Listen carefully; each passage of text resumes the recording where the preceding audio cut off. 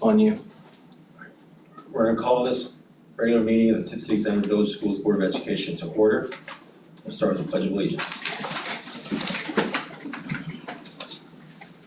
I pledge allegiance to the flag of the United States of America and to the republic for which it stands, one nation, under God, indivisible, with liberty and justice for all.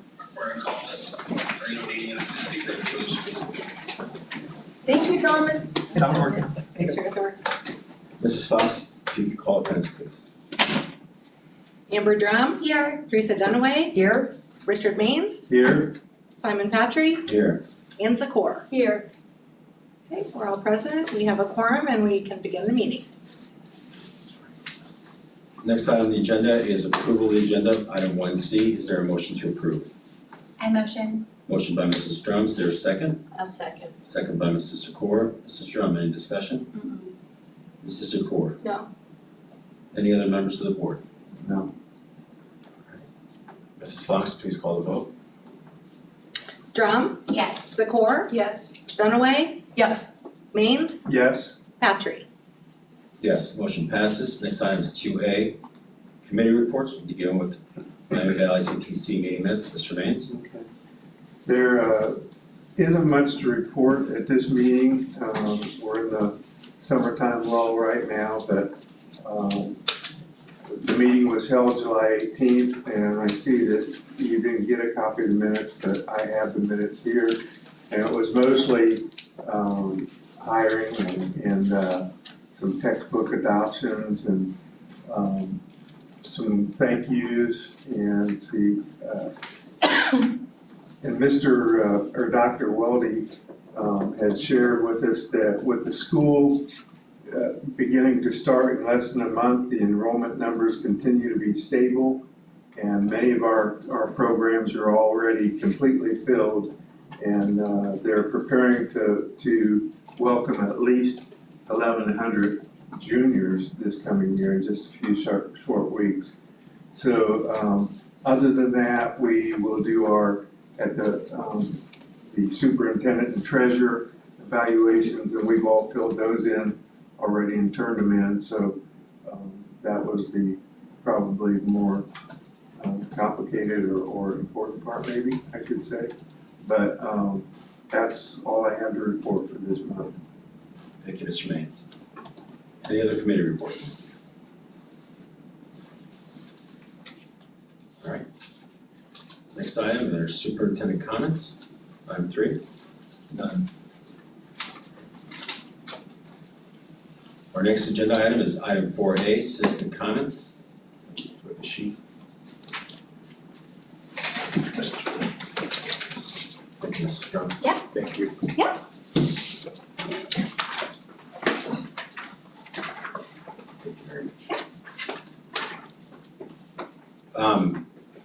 Our last regular meeting, we had citizens' comments, and I made a mistake.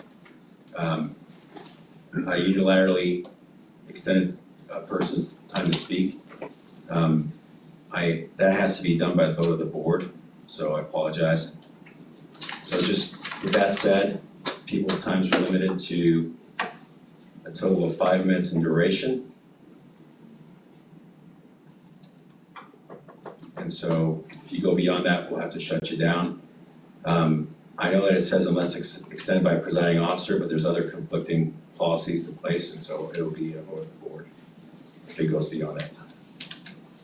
And with that, we have Mr. Don Watson. Mr. Watson.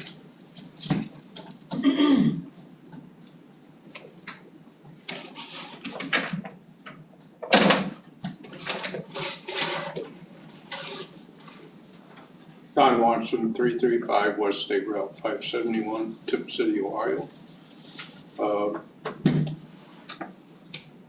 Before going further, I would like, I know he's not here, but I'd like to thank Mr. Stefanik for his 3 years at Tipp City. It's 3 years of his life. I hope it and wish him the best for his family. I want to speak tonight about accountability, and I want you to know I'm an ordinary person, but I have an extraordinary message tonight. About a year ago, as you know, I go to the athletic events, and I was sitting next to Coach's mother and father in the stands, and she knew who I was, but she said, Don, we are living in the last days. And that just kind of shocked me that she would say that. So in the last year, I've been studying and listening, and I think it's something that our students should hear. We have the signs around town about being respectful, responsible, and integrity. I've spoke to the board before that the word accountability needs to be added to that. I see Mr. Moran is working on that with the athletes. Appreciate that.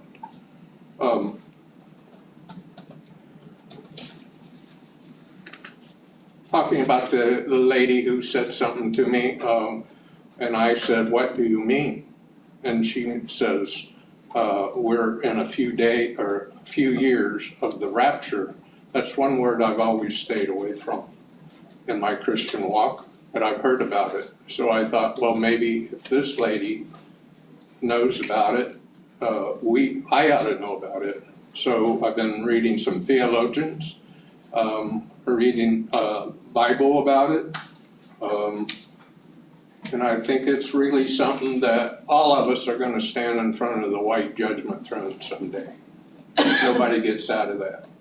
And what are we going to say to the Lord? Are we going to say, because of the rule of separation in church and state, we weren't able to tell the students? No, that law was passed so the government couldn't come into the church and tell the church what to do. But it's been misconception over the years. Two verses I'd like to read. If you would read Psalms 90 and chapter 24 in Matthew, you would get a lot more meaning from what I'm about to say, but time limits me. So,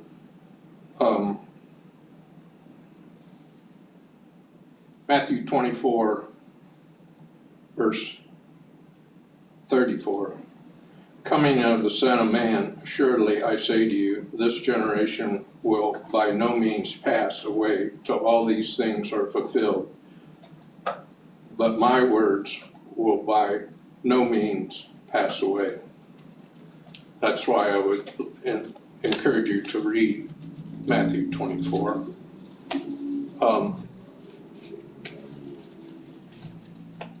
The rapture is a time when, and I'll give you a pass out. I have a timeline of it. I tried to pass this out about 6 months ago here at the board, but I wasn't able to get the copies made. What are we going to tell the Lord when this happens? Well, in this scripture, the days of our lives are 70 years, and if by reason of strength they are 80 years. Yet they boast is only, our life is only labor and sorrow, for it is soon cut off and we fly away. So what that means, the rapture after May 14th of 1948, when Israel became a state again, what he means in this scripture is this generation will not pass away. That means from 70 to 80 years from 1948, the rapture will occur. So we're getting close. It says in that same scripture that no one knows the day or the hour. That is true. But with theologians studying it, a generation 70 to 80 years, we're there in 2028. Mr. Watson, you got 15 seconds. So the things that are happening of evil, mass shootings, famines, and all this stuff is listed there in Matthew 24. They will come to pass. They are coming to pass. So all I can say is be ready. Thank you, Mr. Watson. And so we have two people in the room. Anybody wish to be heard? Okay. Next item is item 5A, Treasurer's Report. Mrs. Fox? All right, reporting on June, and we're working on closing out the fiscal year. Couple things I just wanted to point out for June, we received catastrophic cost reimbursement.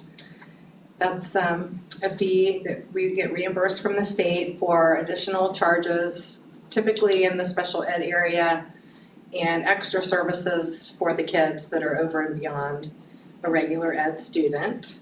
So we got about $185,000 this year, and that was about $50,000 more than last year. So I was thankful. I wanted to reach out to Sarah Ramsey and Cora Binder. The three of us worked on that diligently to get that report done. And that check came in this month, June, excuse me. We also settled up on the ESC payment, which is for Miami County ESC. They withhold the $1.5 million a year from our ODE money. And we did receive about $345,000 back, so we withheld a little too much. Then we reconcile at the end of the fiscal year, and we were able to reduce our expenditures with that amount, so that was helpful. And this June was lower expenditures than last June, so I was happy to see that. And also the report that has its spending plans monthly that I added. Let's see, I think it's page 8 in the attachment. Oh, pardon me, not page 8, page 10. Just shows that we were a little bit lower than what we forecasted. So I was happy to see that as well, the forecast, the total forecasted amount, we were about $120,000 less, so we were really close. But that was for the end of the fiscal year closeout on the summaries there. And I'm still working on closing the month. I have a couple more reports to do, but I plan on having that done by the end of the week. With the one item that is coming up here regarding the medical fund, it's on the agenda. Not only to transfer that or change that advance to a transfer, we were able to end up on the medical fund in a positive number. So we didn't have to do an additional transfer or an advance, either one, into the medical fund for June. However, the report I pulled down on the very last of the fiscal year, it was probably about the 28th in the afternoon when I got the memo. There are more expenditures that were reported the first week of July because of our budget. So we did, the amount that we budgeted and the expenditures were very close for the end of the fiscal year. So that last payment for June 28th did get posted in July 1. So we would not exceed our appropriated amount for that fund, which allowed us to close. I didn't want to close it on a negative balance. And had we paid that last payment, I think it was like $90,000. Had we funded that last payment prior to July 1, we would have gone over our budget and didn't want to close. Then it would also have made the fund negative. So with those two things, I posted those first week of July. So, and I know Mr. Stevens will continue to report on the fund and the transition over to the ESC and how that works out. So hopefully we only have 3 more months to do, maybe 3 to 4 more months to deal with that 024 fund. We may have claims roll into the fall, but I think after the ESC payment starts, I think on October. So maybe into even December, we'll have to watch that fund, and then I would believe, and Mr. Stevens will share the information, but you should be able to probably put anything remaining back over to the general fund at that point. So, did anyone have any questions about June? I think I mentioned the highlights, and I was glad to see we were under what we forecasted, so Anybody have questions? anyway. I have one question. Go ahead, Mrs. Corey. That roughly 345,000 refund from the ESC, that was initially allocated for the special needs, is that right? Right. Do you recall, Melanie, where and what area was that? What was driving that refund, and what area was it, personnel not utilizing the services that we thought we would, or? Yeah, the last couple years, we've agreed on the same amount, and I think we voted that in our June meeting, it's about 1.55 million. They withhold that and then they kind of watch to see, last year our refund was a little lower. This year it was a little higher. Yes, but I'm asking what's generating from Yeah, one and it was pretty area much to all of the another. items, special ed, Okay. there was hearing, vision, OT, occupational therapy, physical therapy. It's kind of a conglomerate of all the funds. There's about 15 different budgets within the ESC payment. Mhm. So we kind of look at what they quote us at the beginning of the year, and then we watch the services as the year progresses. And then at the end of the year, we do that correction. So we could potentially look to withhold a little bit less next year and not look for that refund, but we kind of call it a true up. And it's also aides in the classroom with the teachers. There's a big list there of all the differences that went into. So it wasn't really concentrated from one or two or three areas, it was kind of, okay, thank you. Kind of spread out, yep, you're welcome. Anyone else?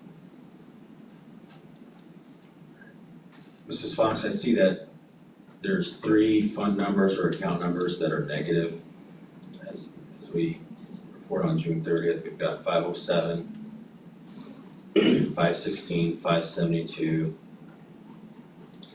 590, showing a negative balance.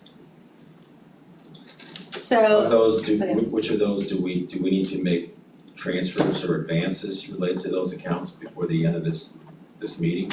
last year, with the audit, with the auditor, the closeout session that we had, well, I don't think you were on there, Simon, I can't remember if you were on this time or not. It was in April, roughly timeframe. She explained that we didn't have to do that if we have the money in our general fund. So if we know that we have a balance to cover those items, because what we do, we request those monies to come right in. As soon as I report a negative balance to ODE, then we show them the expenditures and then we get that money right back. So the actual transfers at the end of the fiscal year are not necessary as long as we have that money in our general fund. Okay. So I'm looking at when you just look at the cash balance on the 001 fund, The uncurrent balance of $12 million, I'm going off of what Ms. Angela Wise shared and Matthew Klum, who's the director, that those advances are not necessary as long as you have the money in the general fund. So I did not add those to this agenda. Sounds good. Thank you. Anyone else? All right. Thank you, Mrs. Fox. Next item is 5B. Recommend actions to convert the prior approved advance of $150,000 to Fund Number 24 Medical Fund to a transfer. Is there a motion? I'll move. Motion by Mrs. Drum. Is there a second? I'll second. Second by Mr. Maines. Mrs. Drum, any discussion? Mr. Maines? No. Any other board members? Mrs. Fox, please call the vote. Drum, Yes. Means, Yes. Dunaway, Yes. Patrick, Yes. Zakor. Yes. Motion passes. Next item, recommend actions to approve the motion to approve the resolution declaring intent to proceed with the election on the question of renewal of an emergency tax levy as attached to the public content. Is there a motion? This is the second reading. I'll make the motion. Motion by Mr. Mays, is there a second? I'll second. Second by Mrs. Strum. Mr. Mays, any discussion? No. Mrs. Strum? No. Any other board members? All right. Mrs. Fox, please call the vote. Means, Yes. Drum, Yes. Dunaway, Yes. Patrick, Yes. Zakor. Yes. Motion passes. Next item is an update on our public records request. Mrs. Fox, 6A. Luckily, I don't have a whole lot to report, as far as time in and worked on public records requests. Mrs. Bowman from the Gazette had a couple things that we finished. And I got a new one today. Mr. Moran's aware of that one. I have updated the Google Sheet, and I added Mr. Moran to that. Did you get that email where I invited you to see that? Okay. Yep. So, of course, that'll be updated, and we'll keep those current. I reported a couple things there on the attorney charges. Those were for the prior month that came through. And just the year-to-date costs, so. If you have any questions on those. Any questions? Next item is the consent agenda. Recommended action is to approve consent agendas items 7A through 7O as reflected on the agenda. Is there a motion? I'll make the motion. Motion by Mr. Mays, is there a second? Second. Second by Mrs. Drum. There is no discussion related to consent agenda. Mrs. Fox, please call the vote. Or you can take things out. Is there anybody that wishes to take anything out? Well, yeah, I would like to remove item J, please. Removing things from the consent agenda does not require a vote. Item 7J, athletic game workers will now be removed.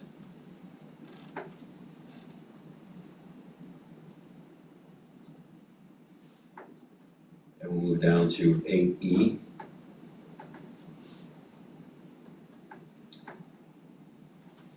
Items 7K, L, M, N, and O will move up one letter, so now as amended, it's to approve the consent agenda as reflected in 7A through 7M. Is there a motion? Motion. Motion by Mrs. Dunaway. Is there a second? Second. Second by Mrs. Strum. Mrs. Fox, please call the vote. Dunaway, Yes. Drum, Yes. Mains, Yes. Patry, Yes. Zakor. Yes. Motion passes. Next item is new business. Item 8A, Tippecanoe Athletic Boosters donation. Recommended action is to approve following donation of Tippecanoe Athletic Boosters to $11,500 to pay for the athletic department HUDL fees. Is there a motion? I'll make the motion. Motion by Mr. Mains, is there a second?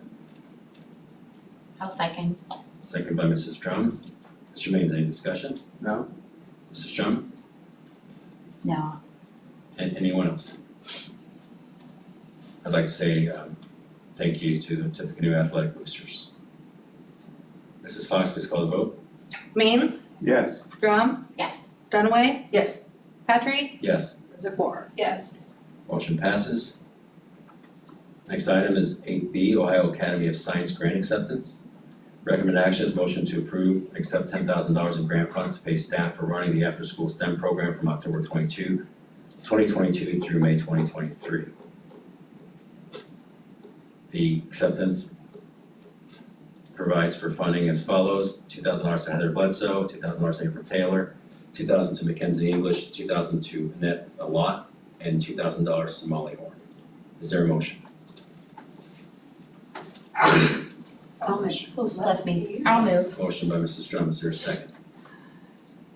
I'll second. Second by Mr. Mays. Mrs. Drum, any discussion? No, just thank you for the grant. Mr. Mays? No. Anyone else? I'd like to also say thank you. Mrs. Fox, please call the vote. Drum, Yes. Mains, Yes. Dunaway, Yes. Patry, Yes. Zakor. Yes. Motion passes. Next item is 8C. Recommend action is motion for approval to accept $5,977.87 in grant dollars from the Tipp Foundation. I'll move.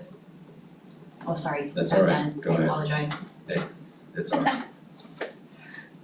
The grant goes, will be allocated as follows: $599 to Heather Kerr for LT Ball Intermediate, the large portable green screen, and $5,378.87 to Amy, I'm probably gonna mispronounce this, forgive me, Gresco, creating maker spaces.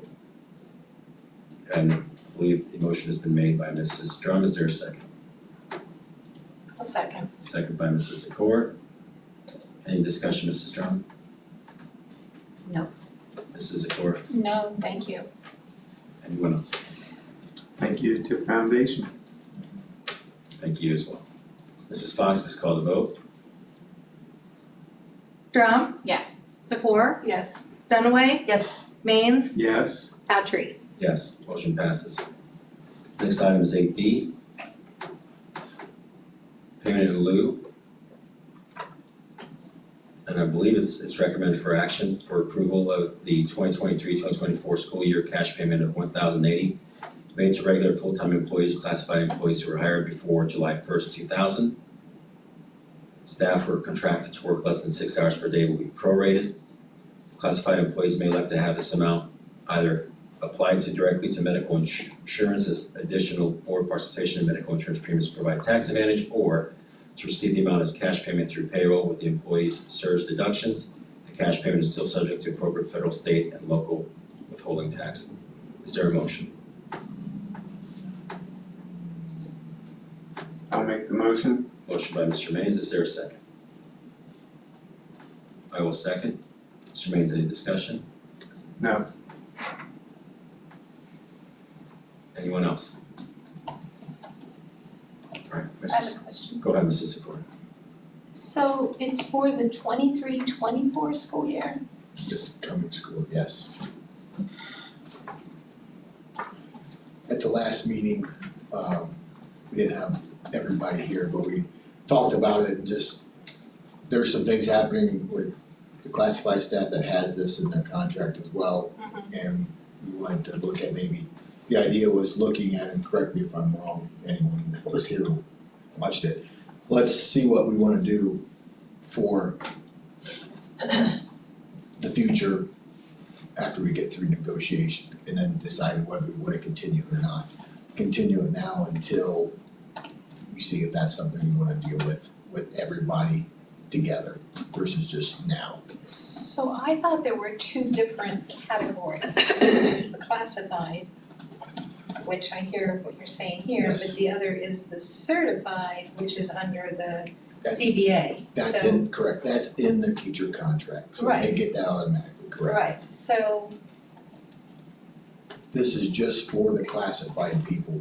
okay. Oh, I'm Yes. sorry, I do see it, employees full classified, Full-time sorry, employees, yeah, it looks like I put employees there twice, I apologize, classified, gotcha. Okay, thank you. sorry about that, No, it's okay, it's my, I can edit that so It's easy to miss one word when there's so Yeah. much stuff on a, Well, I should Yeah. have caught that. no, you're good. Full-time, I'll get rid of employees, which says full-time classified employees. Any other questions or discussion? Mrs. Fox, please call the vote. Mains, Yes. Patry, Yes. Drum, Yes. Dunaway, Yes. Zakor. yes. Motion passes. Next item, 8E. Recommended action is to approve athletic game workers as listed in the public content for the 2023-2024 school year as listed. Is there a motion? I'll move. Motion by Mrs. Drum, is there a second? Second. Second by Mrs. Dunaway. Mrs. Drum, any discussion? No. Mrs. Dunaway, any discussion? Yeah, I just wanted to take an opportunity to ask you a quick question, Mr. Moran. I don't know what kind of training you did in Versailles with this type of position, but this kind of dovetails into Mr. Watson's citizen comments, is we're asking our students, be responsible, be respectful, have integrity. Well, that should also apply to our game workers, because not just for our community, all these away football games, other communities come here, and that's the person that they remember, the person that took their $5, I don't know if we do cash anymore, but we used to do cash. Yeah, okay, Have to do that's cash right, that now. just It's changed, switched that back. just changed. Thank you, Ann. I was glad you told me that, anyway, but the person that takes your $5, you know, people come here and go, I love going to Tipp City, those game workers are so nice. So that's the kind of image that we want, Those people are representatives of the district, right, and we wanted to make sure that they're, we had a conversation last week, Mrs. Mhm. McCoy and I about that, and that's something that I'll talk with the athletic director to make sure that people know that they are representing, and this is, you know, the people that are supporting our kids, that they don't have to come to all the games. Yeah, they just, They're not forced to grandparents do just this. drove down from Michigan, Yeah. and then it's like, oh my gosh, that Yeah. person wasn't very nice to me. Like, so that's not the kind of thing we wanna Yeah. hear. And then also I was wondering if in Versailles, you wore name badges?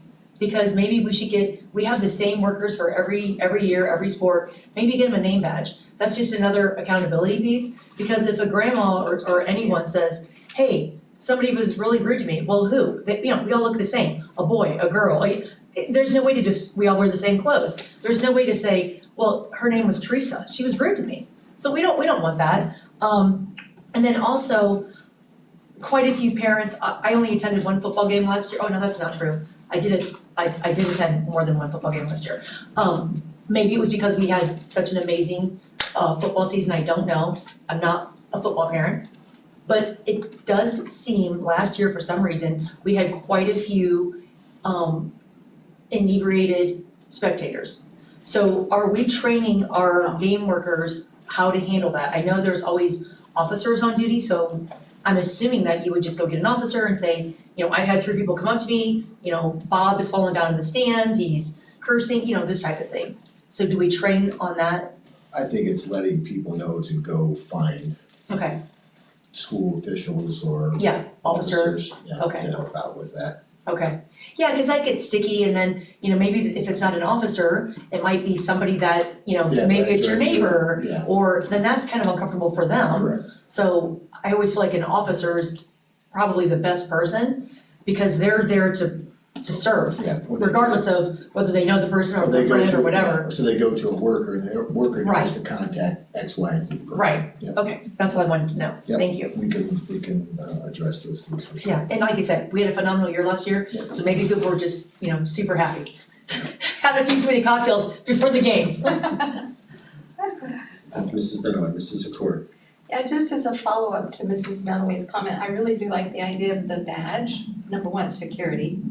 Number two, on the flip side, somebody could be maybe not so polite. And on the flip side, somebody could be very Yeah. welcoming and polite and, you just sometimes, or helpful with whatever, a Yeah. wheelchair or a I love that. elderly person, and they just might feel the need to wanna reach out and let the Give kudos. superintendent know that, hey, that worker named such and such was amazing at the. So I really do I think it's beneficial all around, the badge. Yeah, it's easy. Get like a little pitchfork on it, red double. We can look into that. Thank you. Anyone else? I would like to thank all the game workers for their service to the district. Mrs. Fox, please call the vote. Dunaway, No, Drum, Yes. Means, Yes, Patry, Yes, Zakor. Yes. motion passes.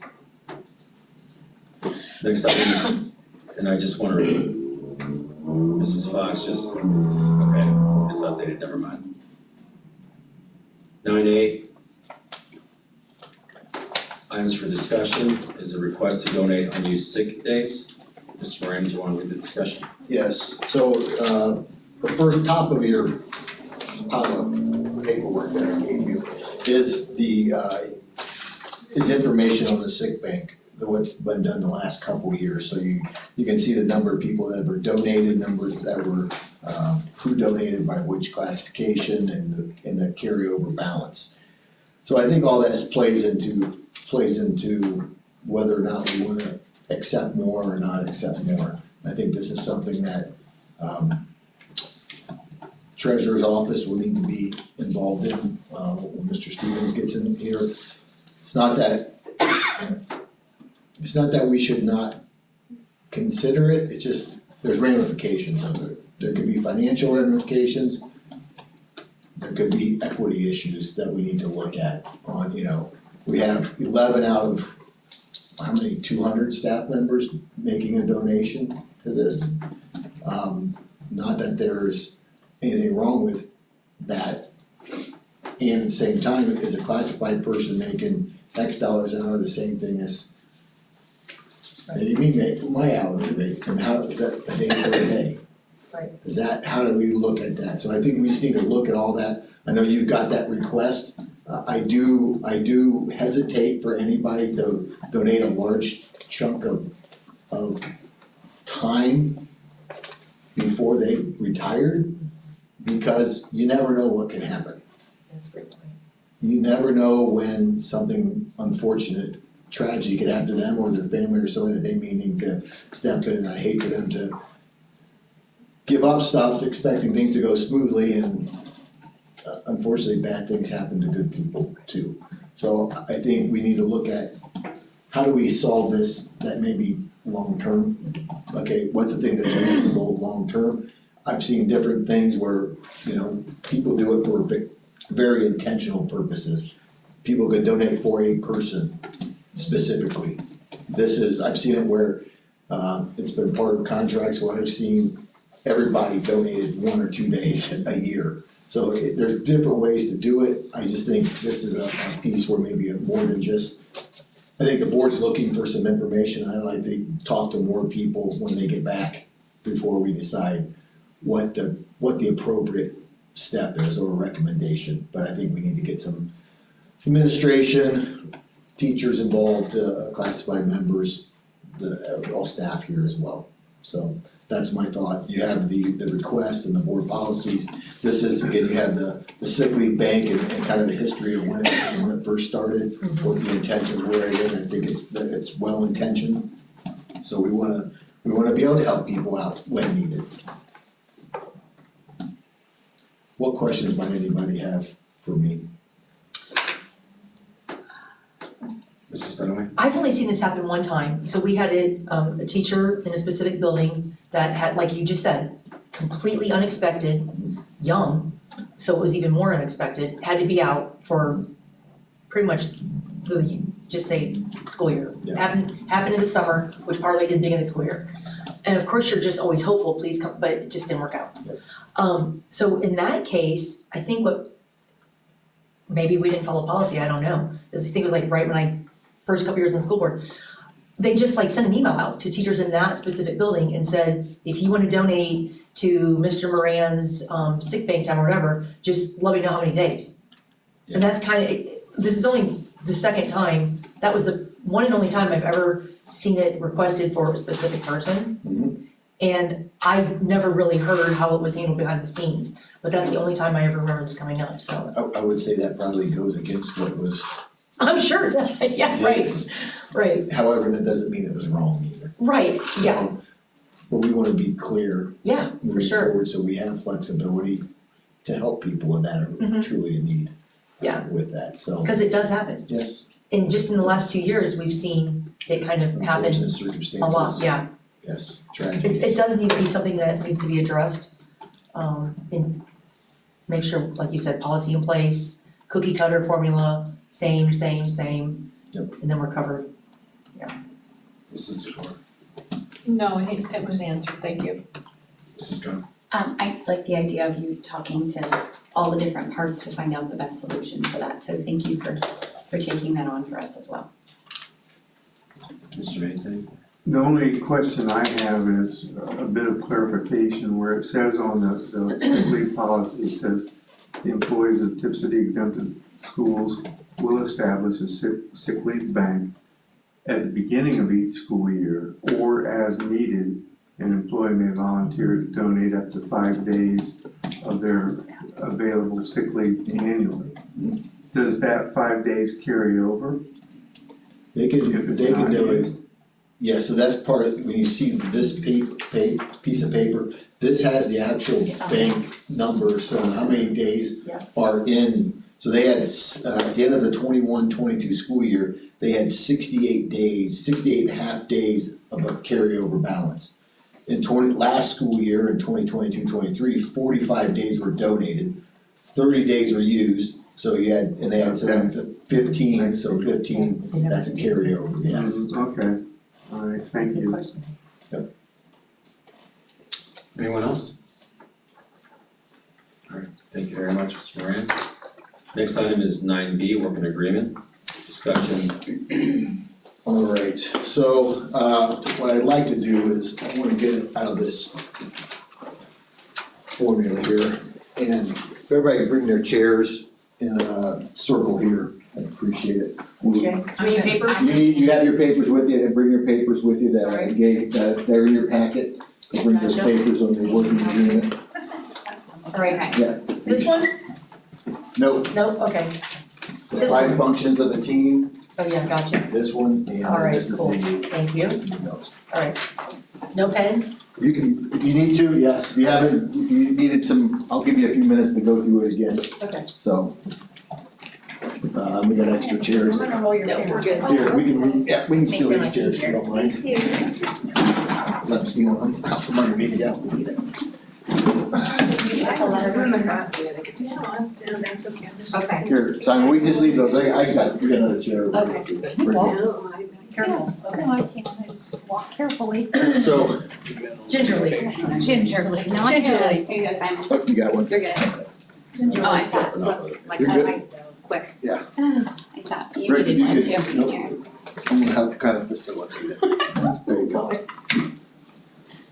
you want your box? I asked her, she said she. So if you have time, take a couple minutes to review those things, circle anything that in each of those areas that you thought were important, that stuck out to you, something that was interesting, and then I'll give you a couple This minutes. paper? Yeah. Okay. that one, yeah. I gotta email that to everybody. Yeah. So for now, we're just working off of the 5 functions of the team? Just give you some time that, Okay. reflect on this, as we were gonna do this last time, and, we didn't have everybody together, so. We had 3. Yes. I had 4 and then 3 and then, Yeah, and then none. Yeah. 3 left. well, it was quick.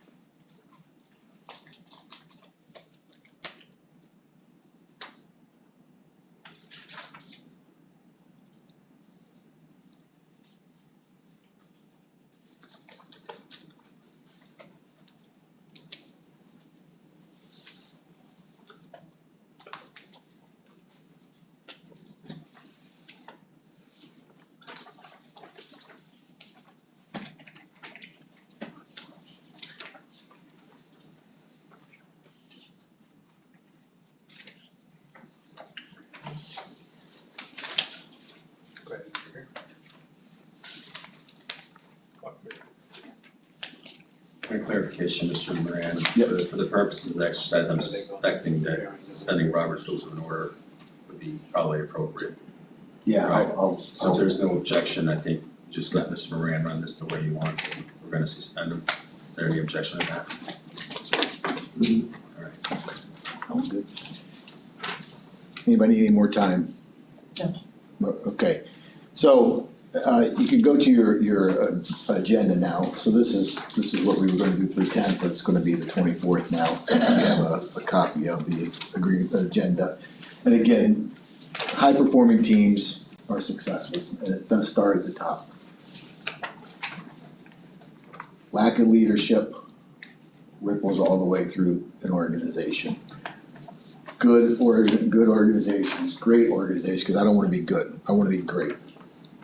We need to be, high-performing, and that's us. This is a leadership team that we need to make sure that we're being high-performing. So what I'm looking to do to get out of this is, one, making sure that because I've come in and I've told guys, this is how I operate. Well, I don't know if that necessarily meets your guys' needs, maybe it does, maybe it doesn't, but we never had that conversation. I've just kind of unfortunately done things. So I like to make sure that I'm doing what giving you all the information you need so you can make good decisions, making sure that the communication's there. But also then, what are the rules that we need to play by that are important, that we need to do here in a board meeting? How do we operate? Because it's no different than, I think, Ann and Teresa, you mentioned this before too. How we operate here sends that message to the community too. So how do we make sure we're promoting and our focus is focused on the kids and doing the best things for them? That's important. So I think we came in today, everybody's got 1,000 things going in. So we're gonna start with Rick real quick, but so that I'm in is our first thing. So I'm in, it's like, what's going around your head right now? What do you need to get out so you can focus on this meeting, if anything?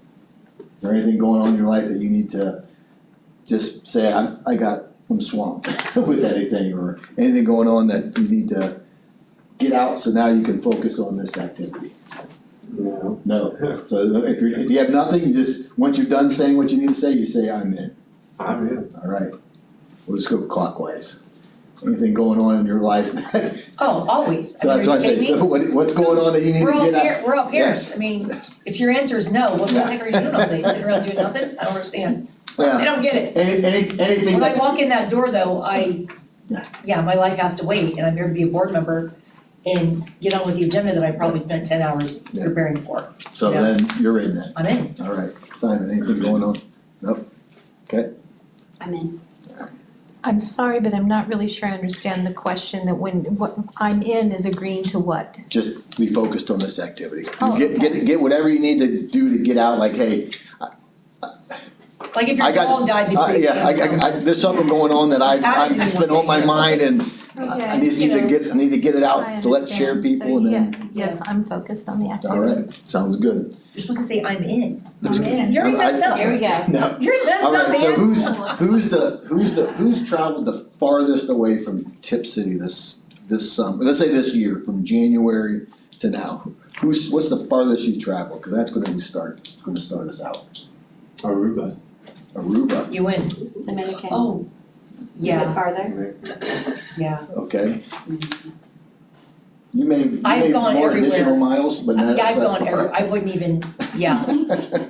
I'll just let someone else win Okay. because I. I'm in. Well, it's not a win, it's just, It's not just a way to start it I out, went just a way I to went start to a it lot out. of places, I'm not. All right, so Amber, you're gonna start You us go, off, and Amber. what we're I'm good. gonna do is, it's called a small fire with the first turn, last turn. So Okay, Amber, you're gonna mention something in the trust, the function one. You're just gonna mention something that stood out to you. And then, hold on, Okay, let sorry. me go through this whole thing. You're gonna mention something, and then there's no crosstalk, nothing. Then you just mention it, you don't explain it anything. Then we'll go to Ann, and then Ann will say, well, this caught my eye about trust. No crosstalk, nothing. Rick, this was something that, piqued my interest or whatever. Same thing with Ms. Dunaway and Mr. Patry. And then when it comes back to you, then you can explain what's going on. So everybody gets to say what maybe caught their eye, a short paragraph or a short phrase or words that made a difference, and then you come back and explain it, and then when you explain it, then it'll become Ann's turn with engaged conflict around ideas. Do the same thing. So hopefully I don't interrupt anybody, but again, you'll start off, Amber, just say what's important, and everybody will go and say what intrigued them, and then the person who went first in that area gets to explain the why piece to it, okay? And just trust. Just that section, correct. What questions might anybody have before we start. Okay, Amber, go ahead. Fear of conflict. And what was something in trust that, But focusing energy on important issues, not politics. Look forward to meetings and other opportunities to work as a group. Appreciate and tap into one another's skill and experiences. Simon?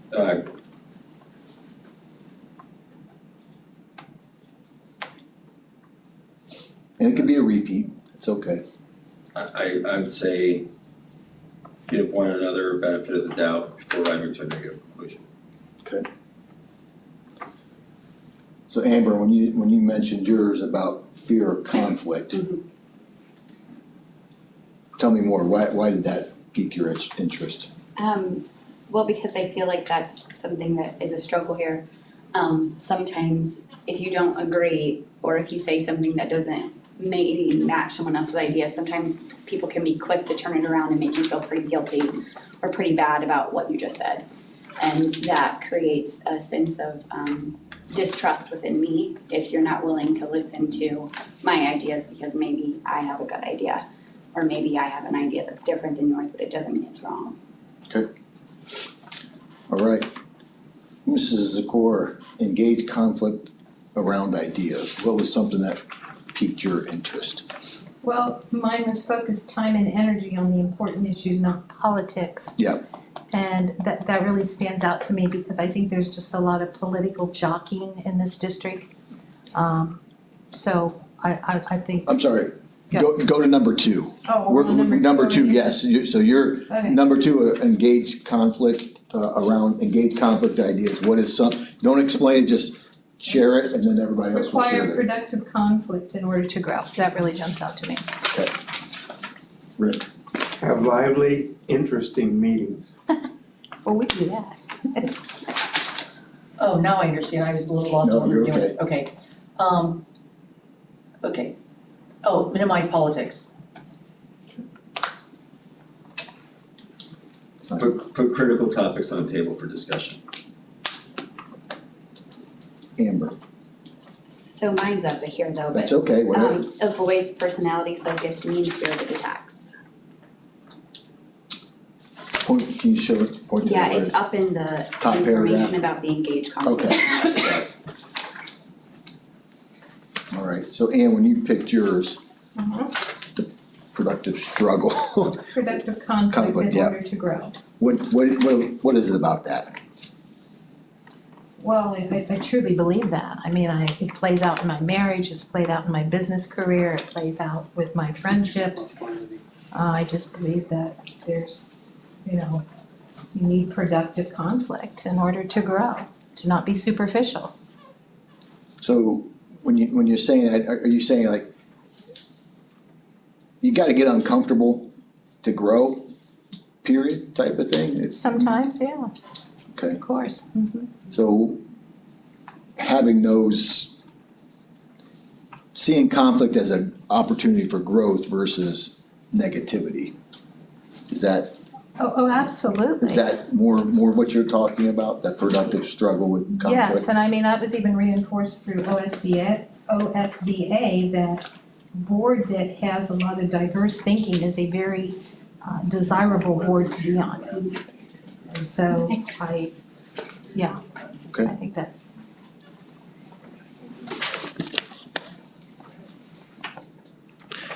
All right. Rick, you're on commitment now. What was something with commitment that stood out to you?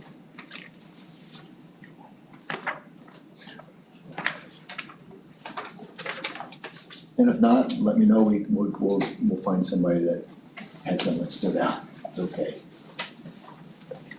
I'd have to go with the first one. All participants contribute resources, encourage use of one another's resources and opinions, and view differences as helpful rather than a hindrance. Okay. Stunning. Mine would be in that very first sentence, even those who spoke out against a decision. It's right here. Second pair, yep. Third, It's a run-on sentence. yeah. It's long. Yeah. Wrong sentence. Yeah, okay, Simon,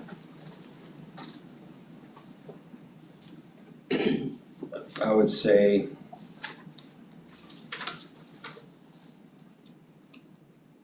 avoid arguing for your own position, balance advocating for ideas with inquiring about ideas.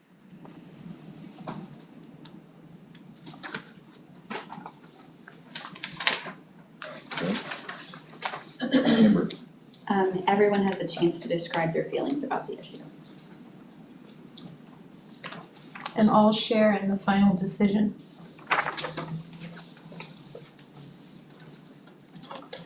so when you're thinking of yours, Rick, and the first one, all participants contribute and encourage using resources, what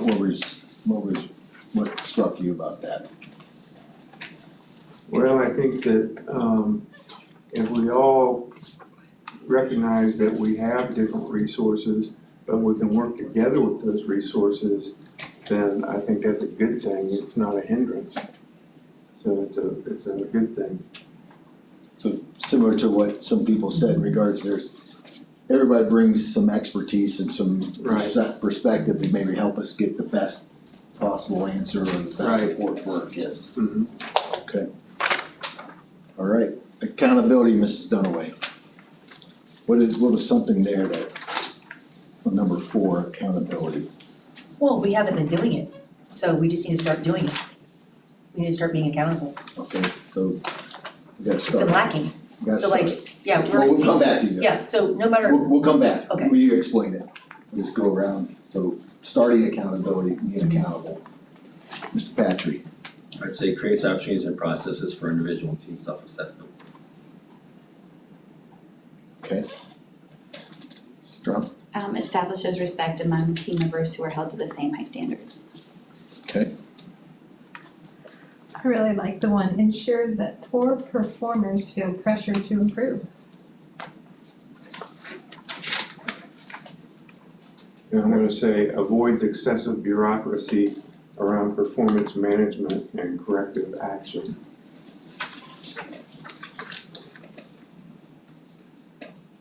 Got that. Isn't it? That's what I keep thinking too. Okay. So Mrs. Dunn, when you started talking about Yeah. accountability and yes. it hasn't been done. Tell me more what you mean by that. Well, I just think that there's so much politics that everybody wants the rainbows and unicorns. And of course, rainbows and unicorns are great, but we have real problems, real issues.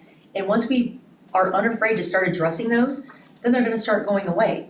Because if people see that, oh, you can't do that, you really are gonna get in trouble. You really are gonna be held accountable. You really are gonna get this marked on your performance review or whatever, a student. You know, you can't tell them 10 times to stop smoking pot in the bathroom. They know you're not gonna do anything. So once you do that a couple times, the word gets out quick. Hey, Bobby, pot again, he's out of here. Those kids, they straighten up pretty quick. You know, just like us, just like staff, just like everybody. But when you are full of, I guess, fake bravado, it's just fake bravado. That gets us nowhere. So, Enforcing expectations. there you go, great way to Is say that it. what you're talking? Well, we don't even have any expectations, but just, it's kind of like when we got the new curriculum director, we had never done anything with curriculum. It was always the assistant superintendent wore way too many hats. And Dawn is great, I'm just using as an example. She could have practically done almost nothing because we've never had it before. So, you know, wow, what a way to just start building on that building block. Same with accountability. It's gonna be so easy to start that fire because we haven't been doing it. It's gonna be huge and it's gonna get the climate culture going in the direction that you had for sales going. It's gonna be great. Sounds good. Simon, you got attention to results. I'd say avoids distractions.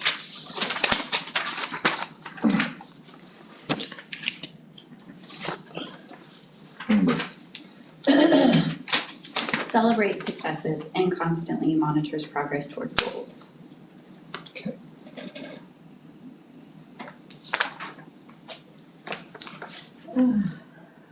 You have one hand? Yeah, this one just didn't excite me quite That's as much okay. as the other four, but You I can would say that, that's okay. Yeah, It's all right. sorry. Conflict here, right? We're engages in continuous self-assessment, probably might be support collaboration. I'm gonna say supports and retains achievement-oriented employees. Same as Rick. Same. So Simon, when you talked about avoid distractions, what was resonating with you? I think if we have clear goals and clear roadmap of where we wanna be, it's helpful to one, focus on getting those done, but also I think a good effective team and board would try to keep focusing on that goal and not get sucked into all the distractions, and I think there's a lot of them that can come about in a political body like this. So I think that to me is a very helpful indicator that we'd be successful. So I've heard politics here a few times. Are you saying that the politics kind of distracts us from our purpose, or it gets in the way of moving forward? Is that I think all of all those the things. above? Okay. All right, so everybody has some things here, right? We've got some things to work on. What I'd like to know is, looking at these three things, or these 5 things, what is it that you need from me in order to make sure that I'm building trust, that I'm engaging you in the ideas, and again, conflict doesn't have to be, it could just be an idea of how to move forward with things. How do I make sure I'm keeping you in the loop for those things? Or if there is an issue that comes up, how do we make sure those things are happening?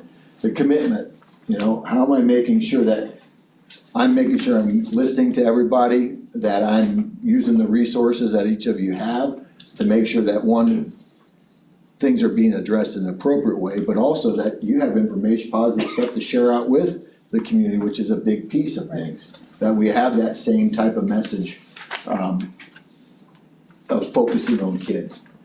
Accountability, what are those things that I need to be held accountable for? What are those things? And then the last one, is the attention to results. What are the results that you're looking for? Because I think some of this plays into our district goals that we want to have as well. So what are some of those things? And again, I'm just looking at ideas. I'm going to jot them down. But what are some of those things? Let's just focus on the trust. What are things that you need from me in order to help build that trust with this team? Why don't you take 15, 30 seconds, just so everybody has a chance to think about it.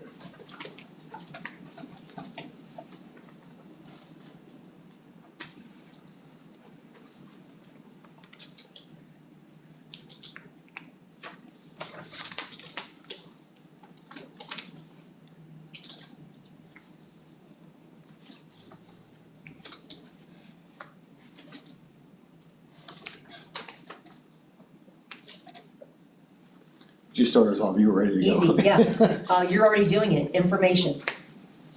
That's all I ever wanted was information. And you are the king of preparing us. And I appreciate that from the bottom of my heart. The 5-hour board meetings will no longer exist because we have information ahead of time. And I cannot tell you, honestly, there's no words for how much respect that shows us. Like, you respect us enough to say, hey, I'm gonna give you the information to do your job. Because we're intelligent, but we can't do our job when we're in the dark. So thank you.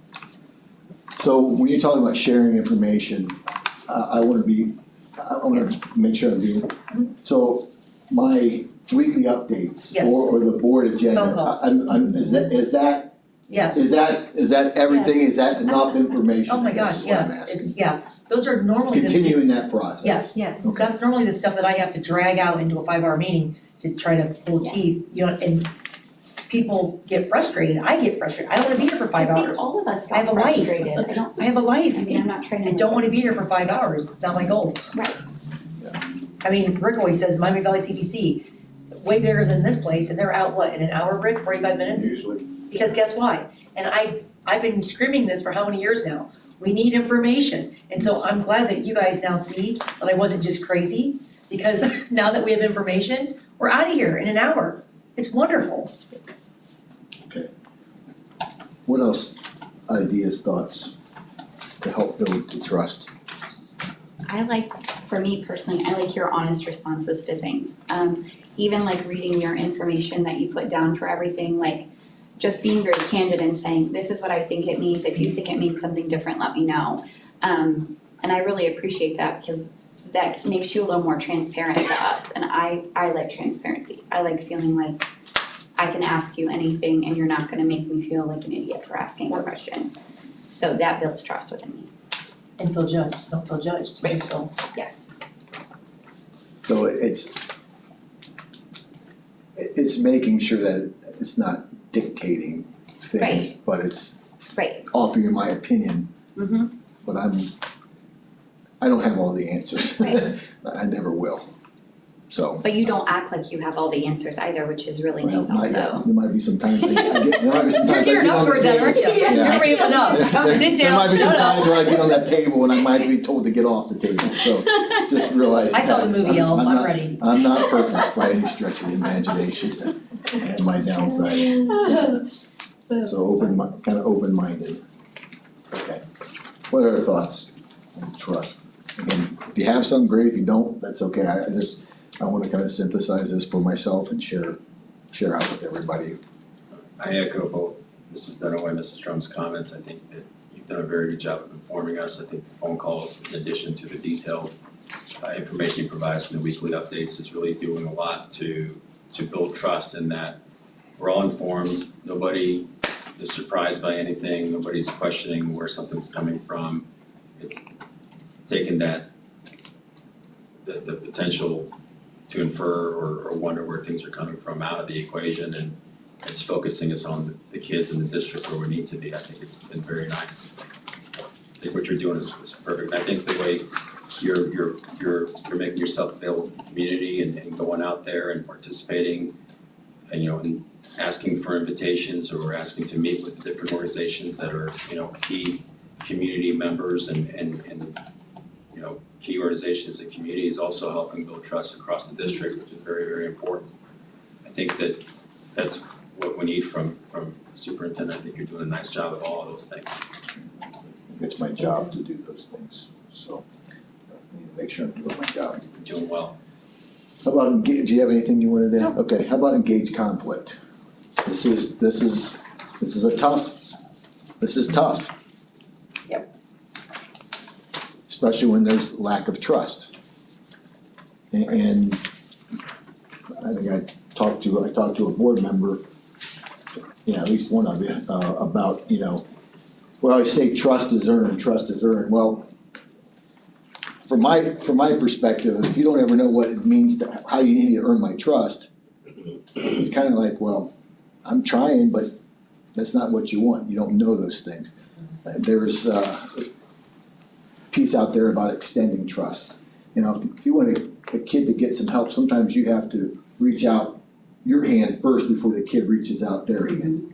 I would say most times. Most, I would say, and I don't think adults are much different. Yep. But you have to, and you, the hesitation is, what, you know, what's the difference if I'm I'm a high school boy and am I gonna ask a girl out if I'm not 100% sure she's gonna say yes? No, you're the fear of rejection, right? That's real. Yep. It does sting. But if you don't do those things, you're never gonna know. So I think, you know, the engaging around conflict, sometimes we have to extend ourselves, for me, that's what I'm hoping I'm doing. Because I'm telling you what my thoughts on on pretty much everything. You know where I stand. Sometimes I think that probably doesn't sit well with everybody, you know, and sometimes it does. But if we can work together, so that's my thing with the engaging conflict. But what do other people have thoughts on it, or what do I need to do to make sure that we're on that, doing that? Go ahead. So this is really a big area for me. I think engaging conflict around ideas and growing, because I feel that for some time, this district, and I mean this in very broad terms, had sort of an ultra sensitivity to any real criticism. And that it was, and I've heard this from outsiders, that vendors, whoever, attorneys that come into our, it's like, wow, I mean, I didn't expect that kind of a reaction on something as simple as questioning this policy or how is that? Mhm. And so I think that one of the things is going to be really key is reducing some of that ultra sensitivity and taking it out of the personal realm and trying to see that conflict more from a professional growth topics perspective. And I think some board members fell into that, quite honestly. Got into a little more of that personalization rather than and I think it can carry over into staffing issues as well. And it's a tough one, but I think when you keep it focused that you're trying to grow, because this is how. So you're focusing on ideas. Yes. It's not about people, it's not about, it's gonna directly or indirectly help their impact stuff. But it's about the idea. Sometimes focusing on the idea can be perceived as an Yes, attack. yeah. Because it was in the domain of, a certain entity or whatever, and they're like, well, so you're telling, so I think. They assume they think you're thinking about this when you're not you're thinking about this is a different picture of it, and they're Right, worried about and this I think piece. that goes back to that trust where we all admit our mistakes, give our apologies and say, you know what, maybe I kind of drug my feet on that, I screwed up a little on that, but I'm gonna try to do better. I know I can do better, I will do better. Kind of. Yeah. And I think shifting from. I think the community Wants that, Wants I really think the community wants it, I think the staff want it. But then I do wanna say this. Yep. Because I think it's really important, people who come to the table and invest in ideas and in the moment. I'm also just a huge believer that they need to be recognized. Whether it's a very short-term recognition for that moment, thank you very much for your idea, or whether it's a longer-term recognition. And I've always said that there's a little bit of, healthy competition within reason. You see that even in families. A lot of kids, it's gotta be done right, obviously, but I think that there's a lot of benefit to that. And that you're praising the idea, you're praising the result, you're praising the improvement. Not that you're siding with someone to attack somebody else, but. So it's what you believe is that by recognizing it, you'll get more from people than just kind of, if you don't do anything with it, you're kind of, Well, people like to be recognized. but you're kind of saying we don't value Yeah, that. We don't well, value that and I idea. do think Yeah, that board when you. members don't get recognized for what Well, we do. not only that, but even when you come prepared, you have an innovative idea, you have a realistic concern that maybe should be explored a little bit more. As, it doesn't hurt to mention that person's name, whether it's at the next staff meeting or the next board meeting. I mean, we all, as human beings, like to have some validation for what we are doing. And so let's back off on the hypersensitivity, get in there and try to improve things, and let's be more secure in recognizing everybody. Anybody else with engaging around conflict? Well, go ahead, Amber. No, I don't care. I can wait. Are you sure? Yeah, okay. Do 1 and 2. So for me, conflict is one of those things where I think it's a challenge for some people. In the fact that they are not always good at dealing with the response, right? Like, some people, when there's a conflict, they run away and just nothing. Others engage in the conflict and then get mean. And so I think part of that is understanding that middle line of when to react and when not to react to things. And I think that's a hard skill to learn, but it's something that has to be taught. So I don't know, but I feel like that's an issue just in general in this group, is always knowing when to react and when not to react to something. So that's my feelings on conflict. I don't think anybody likes conflict.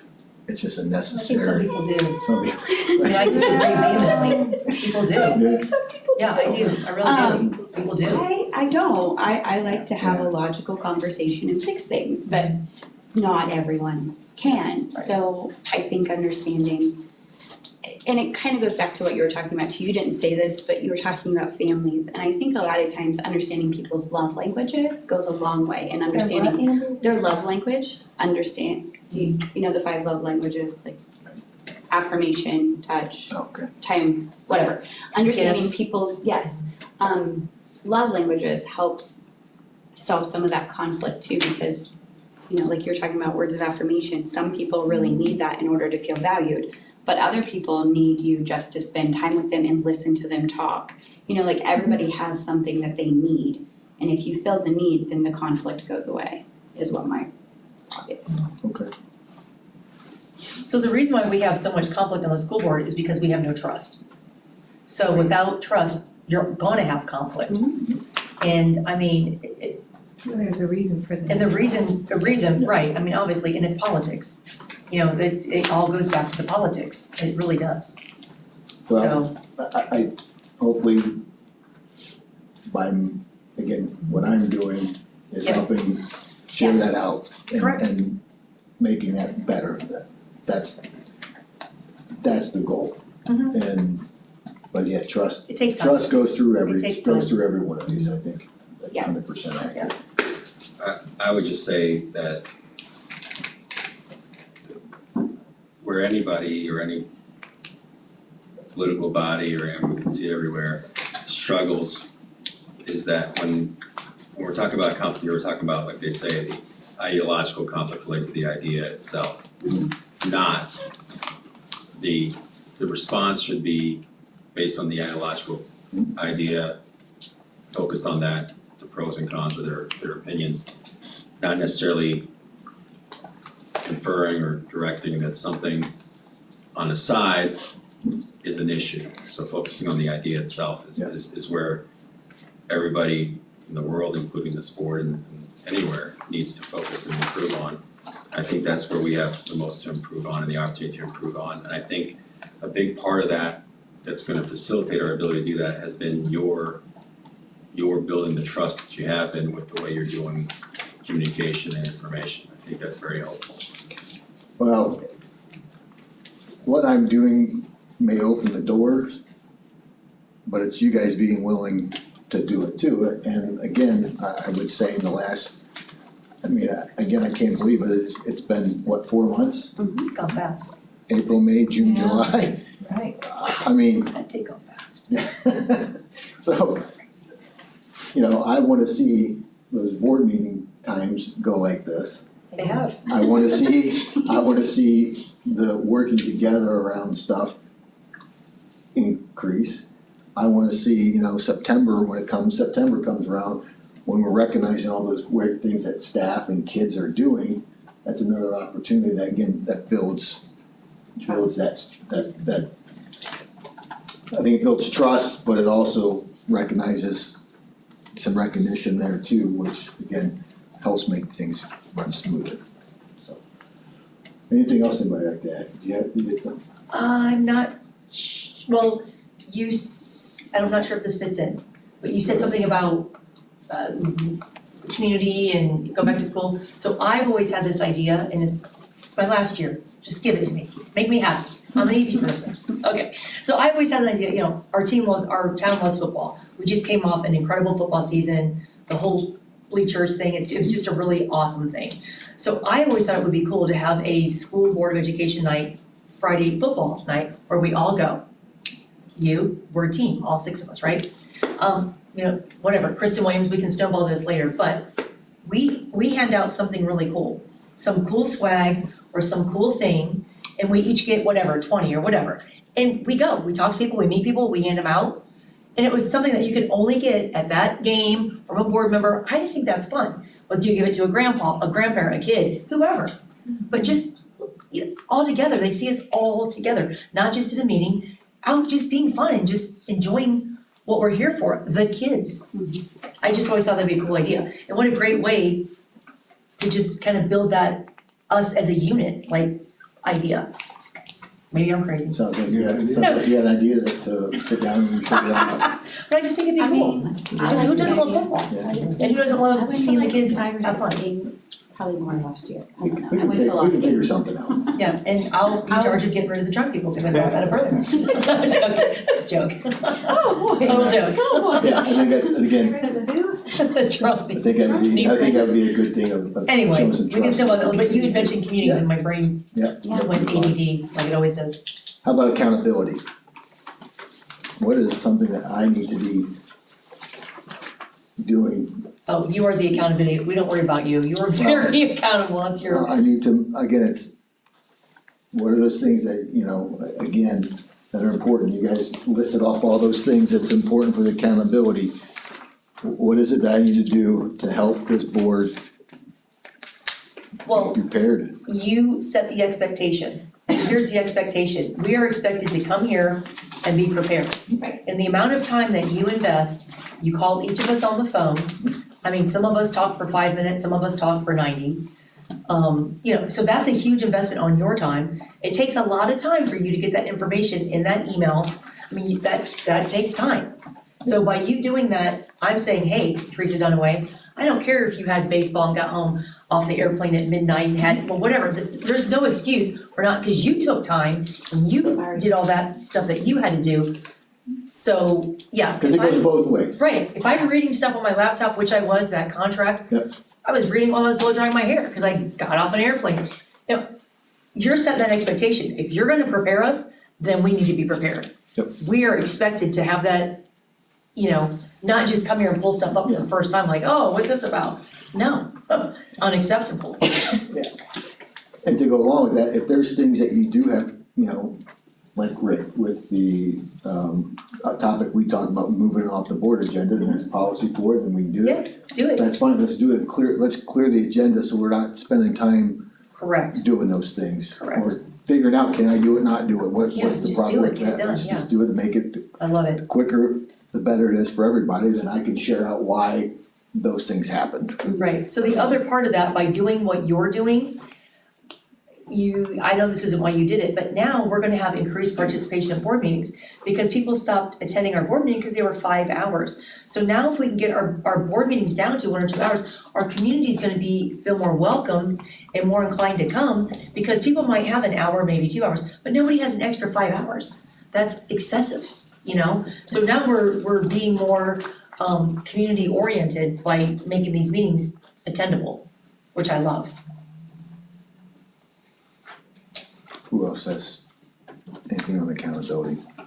Ann? I think some of the personal vitriol has been turned down a little bit in the community, quite honestly. Mhm. And I think that's a good thing. And so, hopefully that will continue. And it was definitely very exaggerated here in Tipp, but it's also a problem all across the country. We know that. We got serious problems with what social media is doing to our entities, to our children, to our schools. So it's a big one. Hope you didn't just jinx us. From an accountability standpoint, I'd say that setting clear expectations and goals and those being clearly identified to everybody so it's understood makes it easier to hold people accountable. I think that where we've lacked is having a true, clear understanding of what those goals are and where we're moving. A lot of times it just, things that were reflected as goals or provided to us as goals from various people were just too abstract or not really clear. So I think for me, identifying the weaknesses that need to be improved upon, identifying the goals that we're gonna do to do that, and then that allow us to keep the school district, as board members of the school district being accountable and be able to measure that objectively versus us trying to figure it out ourselves, which I think that's gonna create trust as well, because we're not having to do all these different things from the other side. Everybody understands what's going on, we all know where we're going, and it's easy to identify what we're trying to hold someone accountable for. Which leads us right into attention to results. To me, we're here to make sure kids are achieving at the highest levels possible. The status quo is not gonna be okay. We are here to improve what we're doing because we have the kids, we have the staff, we have the community, the families, we have everything here to be better than what we're doing right now. And we'll be sharing some of that, I'll be sharing some of that stuff with you. I've already talked about the academics, we're putting some things in place to make that, it's not just the academics, but that is, again, I want every kid to have every door open that they wanna have opened for them. They have to do their part, but I don't wanna put ceilings on kids. You never know what can happen with them and what their dreams are. So what other things about results do you need to see from me that you're looking for? You know, we talked about some district goals, and I think we're probably gonna have to, I don't wanna keep you here forever, so, but I wanted to get through this piece and we can come back to the other ones later. But what about what results, you know, if you had one result that you said, you know, if this happened, I know we are on the right direction. Improve the third grade reading guarantee. Let's really get that knocked out. Third grade reading results, okay? Higher AP scores, more kids passing AP tests. Those teachers work very hard and they do a phenomenal job. But that's a measurable, like it's a measurable. Mine is not necessarily student centered, Yep. but it's staff centered, and so having like seeing better morale within staff. Not so much getting complaint emails about certain people or being out in public and getting a conversation about a certain administrator or individual or things like that. That would be great to hear positives instead of negative. That would show results for me. Increased staff morale. I think it ties in with climate and culture. I agree with that. Yeah, and you know, I agree with that. You know how obsessed I am with climate and culture, it just has I to do change. too, I It do has to too. change. So I I think think it has changed. it's moving, It's moving, yeah, well, it's still room. But it takes time. it does. It's not gonna happen overnight, so, You say climate and culture, is that kind of what you're yeah. thinking of? I definitely. Was there anything else? No, I Thought you had think something. addressing the math scores, but the middle school is also a very key thing. Because it's such a, you know, it's a sequential subject that's just very key. My children have always struggled. All of it, so it's no help, you know, when you're not getting it from the bottom up. Rick, Simon, who wants to go first? Well, I've said it from the very beginning that, you know, the kids are the most important part. And from that perspective, you know, we have to have good teachers and good morale, just like you said, and we've got good teachers and good morale. We need to make sure that we know and we appreciate those good teachers and all staff members, not just the teachers. You know, Yes. the cooks, the bus drivers, Not Secretaries, forgetting people. secretaries. Not right, the forgetting people. secretaries, all the office staff. Yeah. You know, we need to make sure that they are appreciated. And I think sometimes we don't do a good job at that. We need to do a better job at that. Agreed. Kind of go back to that recognition piece and Yeah. and talked about. Yeah, and it can come in all different ways, you know, Right. the recognition is not just a one uniform. And the parents too, I'm gonna throw the parents in there. They are all key Yes. elements of making these kids the best kids that they can be. From my perspective, identifying where we failed in the last whatever decade, and then finding course corrections on that. To me, I think everything that everybody's said here so far on that is on point. But I'd also add facilities. It's probably one of the biggest things that we need to see a result from and immediately. Because it relates to the safety of the teachers, the kids and staff, parents, whoever's in those buildings. Okay. Okay, But I also think getting those facilities passed has a direct tie into the trust. Agreed. Oh, for sure. I don't think you can take one of these out and not affect the Not- other. yeah. They're very much Kind of like they're all blocks that sit on top of each other. So we have a quick turnaround. August 1st, which is a week from tomorrow, Wow. is the first Tuesday of the month, Yeah, which is the Tuesday, work session. First, yeah. So what I want you to do is Wait, we have a work session August first? How did I miss that? Oh, wow. That's what I got on my calendar. Okay, thank you. Probably right. I know. So what I want you to do is, I really want you to think of, okay, these are the things for me. What are the things that, I'm looking at 5 to 7 rules or working agreements that this board can agree on to work more efficiently. What are those things that we can agree on that, to me, really need to be posted? And that we need to focus on. And it's not all, again, sometimes it's this one, sometimes it's this one, but there's some general things that we need to do. And I'll share with you something, I'll share you with an example that I'll share my notes with you, but I'd like for you to come here next August week 1st. on August 1st. Again, it seems Yeah, August is right. like, whatever, there you go.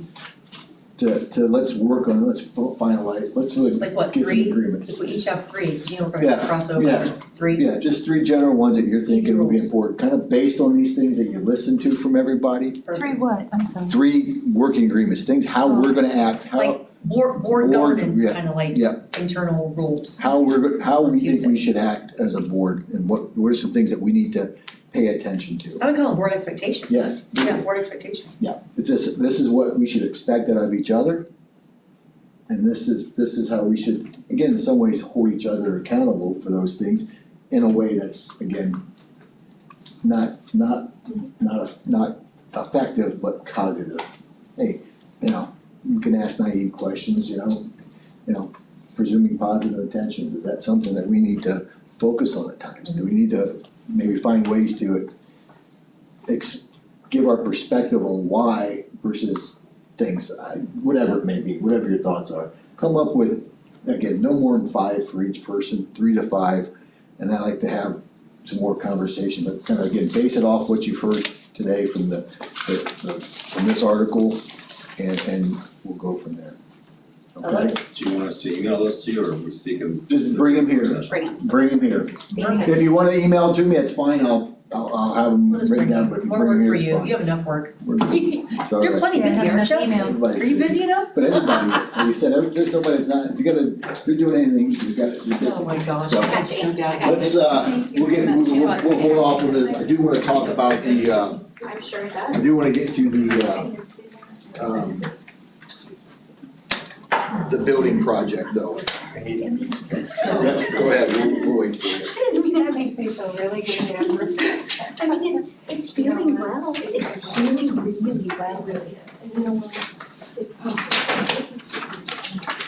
Yeah. It works.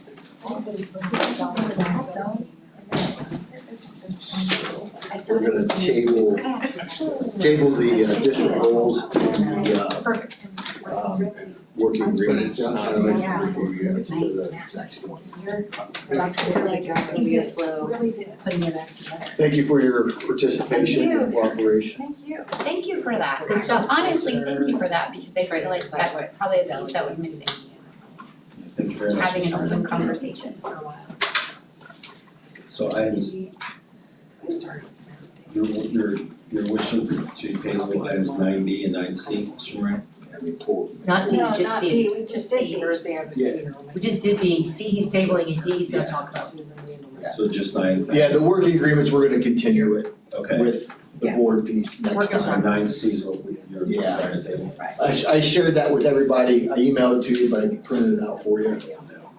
I've got it. here, because I'm just kind of all over. I would entertain, based on Mr. Moran's recommendation, a motion to table item 9C until the work session. Is there a motion? I motion. Second. Motion by Mrs. Strong, seconded by Mrs. Zakor. Any discussion? Right. Mrs. Fox, the motion for the board is motion to table item 9C district goals until the work session of August 1st. Please call the vote. Drum, Yes. Zakor, Yes. Dunaway, Yes. and Mr. Means is not present at the moment, and then Mr. Patry. Yes, motion passes. Item 9C is tabled. And the next item is 9D.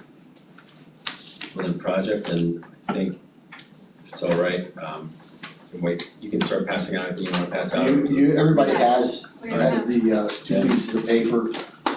One is the master plan, and the other one is some financials that were provided.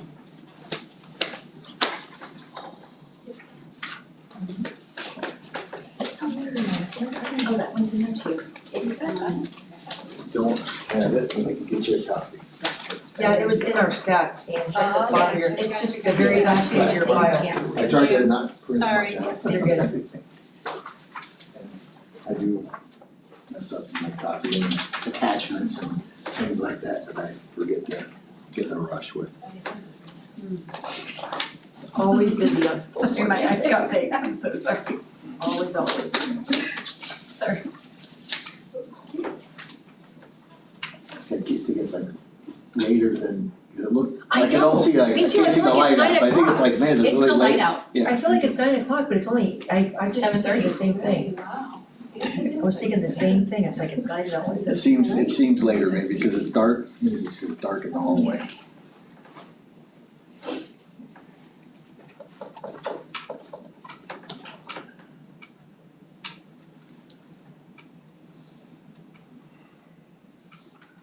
There's somebody out there. Just trying to get in. Was it Mr. Maines? Okay. Might be a citizen comment person.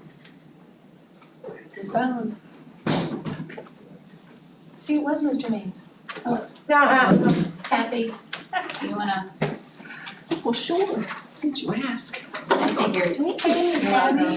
I was wrong. All right, so what you have here is the first place that has the master plan one, base master plan, you have budget 1A and budget 1B. This is from Gardner Miller. Okay. And these are just estimates right now. What you have, the other piece is the financial that Baird has provided, and I sent you something from Payne Bradley that's close to this, but this is from Baird to give me some updated information. So I'm gonna go through the base master plan. So the base master plan, if you remember, was doing a K-6 building and then a 7-12 building. 1B was only just basically shoving kids 7 through 8 in there and having a little bit of square footage. But in my mind, what's been talked about is really adding a wing and kind of separating the kids. Having a wing that had that. That's really not part of their base plan. Okay. Cause to add a wing would be another, 14, 15 classrooms, there's, because I'm looking at, the cafeteria, what time they start 10:30 and go till 1 o'clock? It's way too small, it's always been too small. So, and now you're adding 50% more kids. Right. Part of the issue was, again, it's just a numbers game to OFCC in regards to number of students, square footage, this is what it is. Well, they were like, we could expand the cafeteria a little bit and then maybe move offices to the media center. Well, again, the media center just needs 50% more kids coming through there too. So are we really solving the problem, or are we creating some more issues down the road? Issues. So we're like, if we're gonna build a wing, I'm thinking, why don't we just build the wing onto the K-6? If we're gonna pay for it, why don't we make a K-8 building, which we can separate, and again, Easy. K-4, 5-8, whatever that configuration is. we still get 2 gyms, and that's what budget 1A is. Okay.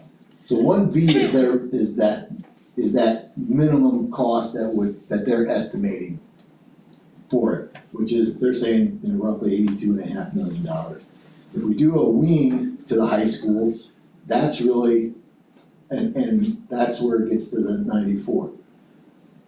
Master Plan 5 is if we did a K-8 building, and we just did the renovations to the high school, that you like, it's the flooring, the roofing, those types of things, the theater, things that need upgrades. That's what they would budget for, is that amount of money. So regardless, no matter how you do it, I think the OFCC, and again, that's what we're going, whatever plan we put, they're gonna max their spending out $30 million. I don't think it's a 2-building plan, 3-building plan, they basically said, we're gonna give you $30 million of what our proposal is, which is the K6, 7, 12, and you're not doing a whole lot to the 7, 12. You're just shoving kids in because the numbers say that. And I wanna look at this as a long-term fix, as a long-term solution that we can deal with. Broadway was this, then Devon Coppic was this, the elementary was this, the middle school was this. How many changes have you had with all these configurations? And has anything really been solved, or are we just waiting for another thing to happen? It's been reactive, not proactive. Yes, so I wanna take the long-term issue, long-term thinking is, if you're gonna spend this money regardless, let's really get what we need and can maintain the efficiencies of all these things that happen with the 2 buildings. New construction, adding on to the high school, which, again, the mechanics are gonna be different than they were 20 years, everything's gonna be different. Does that make a whole lot of sense? Again, space, how are we gonna figure, it's not gonna flow, the academic educational side is not really being considered. So that's why I think, the 2-building plan of a PK8 At the heights. at the Hyatt site is really something that makes sense, because it's long-term. I have a Go ahead, question. yes. So at one point, I know you had talked about the idea of keeping LT ball Yes, for the gym purposes and that stage area and making that a Yeah. whole nother opportunity. Is that still something that is being looked at for the plan? I think, yes, Cause I like the idea of having another gym because we have so many activities going on in this community all the time. yeah, I've been talking about that, is look, we would get rid of this property, go to LT Ball, because one, that's where all the action's gonna be, that's where the kids are gonna be, that's where we could be the best support for right next door, not down the road and away from it. One, then we can have a board meeting like we had at LT Ball, that's open for the community, anybody can attend, we can recognize kids, it's a set spot. We don't have Thomas running around to 15 different places trying to patchwork things together. We can have one spot that allows board meetings to happen, we can have community meetings. Maybe there's extra space there's space there for athletic locker rooms, for the softball, the baseball, the That would track be that's going on, that maybe is, not there right now. What's that? Better parking. Better parking, I mean, we could do traffic flow, we would knock down the middle school. And the reason why I like LT Ball, I like the gym space is better at the middle school, I would say, than the LT Ball, I think that's pretty clear. However, it's still not, it's 2 stories. Yeah. It's not as convenient, and there's still Maintenance. there's still no board office, there's still no place to have a board meeting Right. at. We take up the gym space, well then, That's not conducive. yeah, I don't think it's conducive, and then again, Conducive. there's nobody wants to go up and downstairs. No. The community, when we've had meetings, it seems like that works out pretty well when I've had meetings there. So that's the long term, and then again, there's space that maybe people wanna rent. Instead of having 4 classrooms, well, maybe have 2 classrooms, we knock down a wall and there's safety, they can have their, maybe it's TSEP, or whatever it may be, could utilize that space. Community services could use it, we could use, we use during the school day to use the gym as a place for the community to walk in during the day, when it's bad weather out, that does happen here. Yeah. So where can they continue to be welcomed in and be part of something? So I think there's some benefits. No matter what's done, you're looking at a $90 million plan. Okay. And 30 million is gonna be done probably by OFCC, we gotta work on it. But OFCC is saying they want this plan in September. Because they wanna get this through, because one, new numbers come out for CPAP, so they know where we're at in the ranking list. And they need it approved then, and they know in November, so they can approve it, so then we can go through with the put it on the ballot, which we need before we can have these, motions and all these resolutions done. So this is coming a little faster than what, after talking to OFCC, this is coming faster than what I anticipated. However, I think this really gives the community what they need and what long-term it needs. And we can take care of all issues one fell swoop. This isn't gonna be an 8-year plan. The original plan was do the K-6, and then we work on the K-8, then we work on the high school, and the middle school still operating. So now it's 4 years, another 3 years for that, it's 7, 8 years. And prices just keep. And what are prices gonna go? We don't know, probably not, they're not gonna go they down. don't seem to go down anywhere. So I think those things can be considered too, that again, long-term thinking, is this the right thing? And I've been sharing I haven't shared the numbers with them, but these are some of the things I started sharing with different people in community meetings, the Optimist Club, those people that have been there. And I think there's, again, the numbers are gonna be what the numbers are, and we'll get to that, but what questions about the design or the idea of a K-8 and a 9-12 makes sense or doesn't make sense? On your MP5, I have a quick question here. Yes. Under the other local funding initiative, bus garage, maintenance facility, tennis courts, where are you visioning the bus garage and the maintenance facility? The bus garage and maintenance facility has always been looked at as moving to the high school area, and that would be, Where those trees were in. where that row of trees are, on the other side of that is cornfield, that is school property, Okay, that could be out somewhere around there. okay. And obviously, the maintenance garage can't continue, at Broadway, Oh, and it's the bus garage can't continue when we put that building there, so that would have to be worked into as well. And then my last question would be, how are you going to respond to citizens' comments that if you're gonna build a K-8 over there on Hyatt, how are you going to manage the traffic? Well, I think we need to do a little bit of a traffic study. At one of the meetings I was at, now that you don't have to have parents going to 3 or 4 different buildings, it actually may not be worse because they're just going to one spot. You don't have to hustle and try to get different times and do all, it might be a little smoother because it's all in one spot. But that does have to be addressed and looked at, and I think a traffic study, and that's where you look at the bottom, they didn't have a number for the site circulation, the traffic study had something at the bottom there that they would have to look at, and the renovations relative, how much would that cost to do something like that? So these are estimates, but those are something that we would have to consider, but I think there's ways to do it. Again, if you don't have a middle school there, you can knock that stuff away, you cleared out a lot of stuff, and you could have there's gotta be smart enough people to make the traffic study. We got an SRO that could be there dealing with the lights in the morning if need be, cause you're probably talking 15, 20 minutes. In the morning, 15, 20 minutes, actually, the other time is probably not a big deal. No. Even for events, it's probably not that big of a deal to do those things. So we had to find solutions to it, but I think those can be mitigated with proper planning.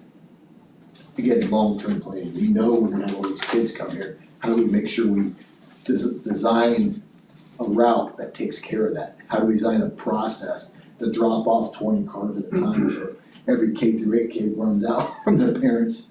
And it doesn't, and the buses are, right now the bus lot would come in from the south side of the building.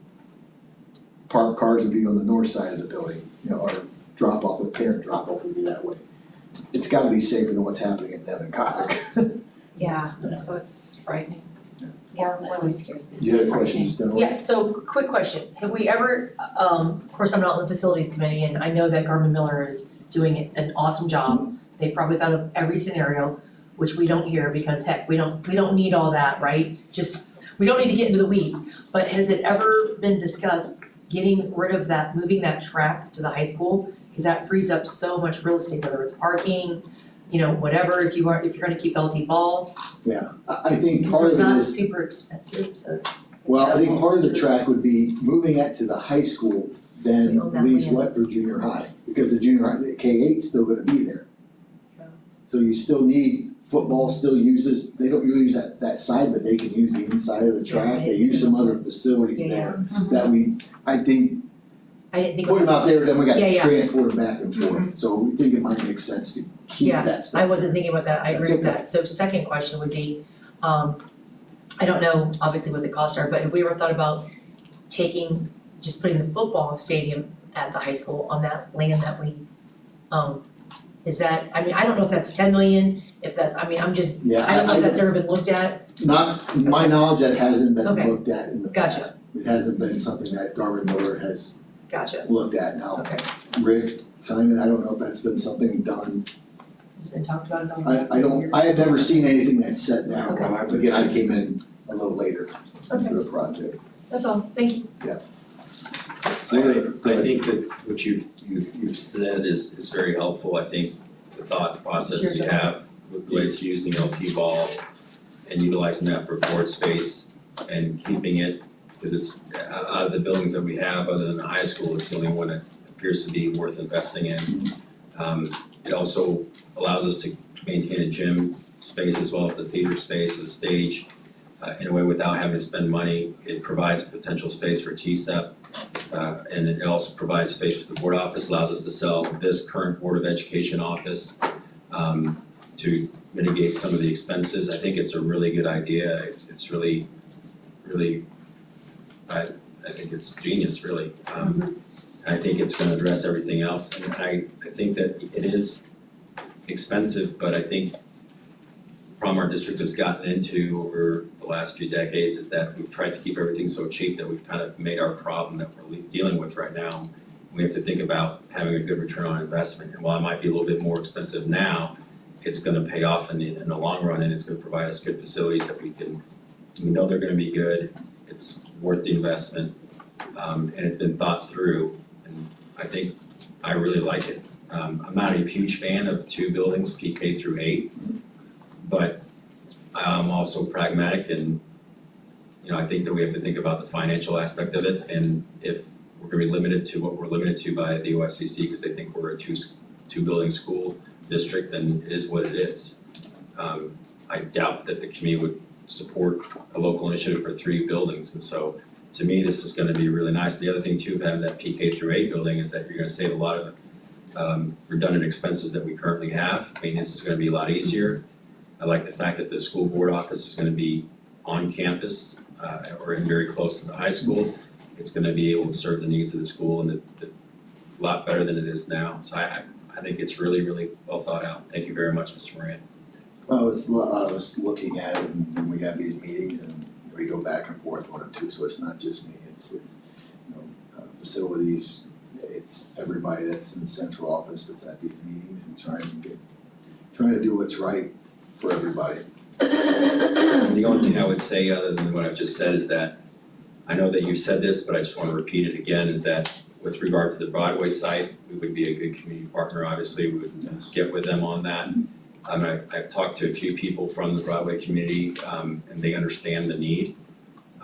They've said that, yeah, it's a shame to lose Broadway, but if we do something that's meaningful with their consideration and that community's consideration with that property, they understand that the kids need new facilities that are gonna address the learning that they need to be doing in this century, so it's wonderful. Did you have something? I was just gonna say, I love the idea of the K-8 too, because there'll be a lot of collaboration that can happen within the student body as well. Staff. And staff, and being able to have those cross ties, cross curriculum, cross grade levels, that I feel like sometimes is missing in our district, because if you wanna go do something with, you know, your 4th and 5th graders, but they wanna come over and read to the kindergartners, well, you've gotta create a whole day of walking, and you know what I mean, there's just a lot of shuffling, so I really like the community that this might create too, so. So if you look on the, or anybody else have anything else on the actual city plan? So the piece from Bear, when you look at the school district hypothetical millage analysis, I just had him do a 30-year, he wanted to do a 37, so I had to do a 37. Those are the estimates of millage of what that would mean, and what the annual increase would be per $100,000. And that's the appraisal value, not the assessed value, it's the appraisal value, so $100,000 of appraisal, sorry. So you see the differences there, again, those are estimates, so we get it, you never know what it's gonna be. I just say one thing that stands out to me, and I think that the public needs to understand, is from an affordability comparison with the surrounding school districts. Presently, we are the least expensive, the most affordable. We beat Tecumseh, Troy, Milton Union, Miami East, Bradford, Bethel, Piqua, Covington, Newton, Northwestern, Fairborn, Vandalia, Butler, Huber Heights, and Northmont. We're less expensive and more affordable than all of those school districts. Even with a bond at 80 million, we're still the second most affordable, only beat by Tecumseh. And so I think that, you know, when you look at, are we getting you a good return on investment, are we affordable, I think that speaks for itself. I think that shows some financial, obviously, fiscal conservativeness or just responsibility. And I think we're just at that point, like you mentioned earlier. If Broadway goes down, Nevin goes down, and we bring in trailers, we're spending millions of dollars on a temporary fix.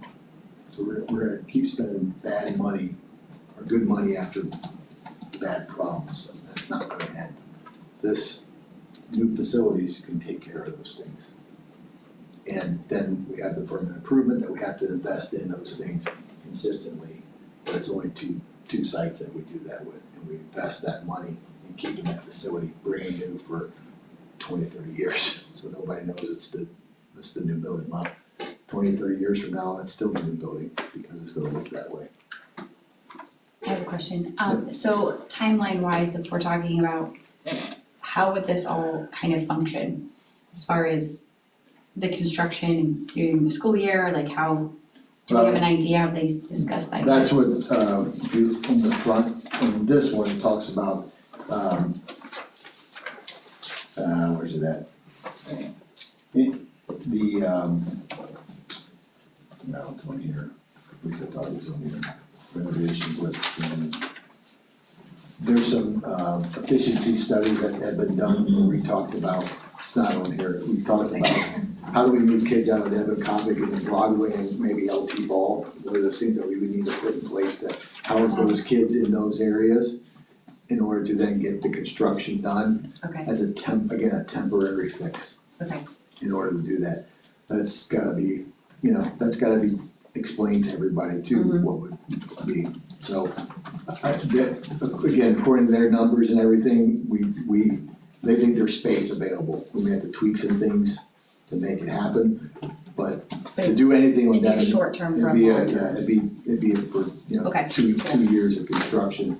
Okay. And regardless if it's a PK6 or a PK8, Netherland is gonna have to get, that's gonna be the laydown yard, that's gonna be the construction site Yeah. area. So it's gonna have to be, something's gonna be done regardless. Okay, cool, I just wanted to have an idea of what to tell people, thank you. You're welcome. Anything else? I think it's important to have some type of a conversation on the Michael's property, just for the benefit of the public to know, Okay. where, So right now, Michael's Road, it's not ready for expansion. The sewer, the water, but it's not there.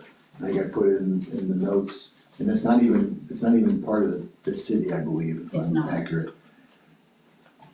And it's not where our kids are at either. I think there is value in having some property on the west side of town for if a growth were to happen. I just don't know if it's Michael's roadside or not, depending on what all goes up there with commercial and industrial stuff in between 25A and 75. And then you got the airport that still has on their plans about expanding the runways like they were looking to do 20 years ago, which was part of the reason why, if my information is correct, why the high school is where the high school is now versus out there, because there's that concern about, again, it's gonna be right in a runway path right there. Yeah, which never happened. So it's still a plan, but Right. is that, where's it gonna be, and what's the city's gonna talk to Mr. Eggleston? They're aware, they got some ideas on how they need to get water and stuff like that, but it's, obviously, that's gonna be some time, but that's where the expansion is gonna occur, is on the west side, so it's not ready for expansion at this time. Was there anything you wanted to add, or just wanted me to share? No, I just think that in looking at the total package, these are components that need to be Yep. satisfied in everybody's mind, but Yeah, there's gonna be a lot of information that we need to, include on the website, and then other ways to communicate that out to everybody and be able to answer any question that comes our way with factual information for that. Okay? All right, thank you, everyone. Thank you, Mr. Moran. Oh, hey, Mr. Moran. Yep. Can we, have, in the morning, have Kristen scan these as attachments and add them into the agenda? Yeah, Yeah, are they Yeah. like ready for the public to yeah. I mean, kind of see and get their minds around? Well, I was gonna put it on the website, Yeah. on the facilities planning. Either one, information. either the Yeah. website or an Yeah. agenda, or even both places? Yeah. Yeah. Cause a lot of people watch the meetings and they. Yep. Thank No you. problem. Thank you, Mrs. Dunaway. Next item is 10A, citizens' comments, and Mrs. Bone. I think it's Okay. Don's first. I'm sorry, Mr. Watson, forgive me. Sorry. Let's work on that this time.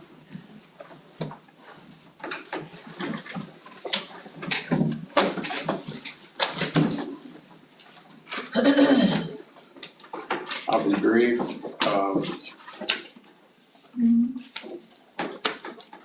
I want to thank the Ohio government, which came out in the state budget, that we will be able to pay cash at the gate and the concessions, which is outstanding, because last year I was not able to go to away games. Now I'll be able to in all the sports I attend, so thank you, Governor DeWine and all his legislatures. I do see a need. The athletic director, I think, needs to step up to the plate. Last year, we had no programs at the football, basketball. That's a big thing to me, because I get to put the face with a child's name and watch sport, and the excuse was, we can't do it. Well, I went to Vandalia and they had done it for all their sports, so I would hope that could be corrected. And also the basketball games, I know when JD was here, he would make a list of all the visiting teams with their numbers and on there, just on a sheet of paper you could pick up, and that hasn't happened in the last 2 or 3 years, so I missed that.